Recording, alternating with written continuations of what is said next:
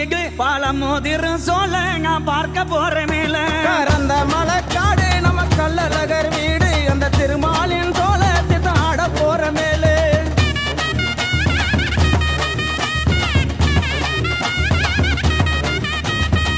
Shukri திருமதிலா தெங்கை மர சோலைகளா Shukri திருமதிலா தெங்கை மர சோலைகளா தெங்க மர சோலைக்குள்ளே தேவியவ ராக்காயம்மா கர்ந்த மலக்காக அம்மா ராக்கிருக்கும் வீடு பழமுதிரு சோலை நான் பார்க்க போற மேல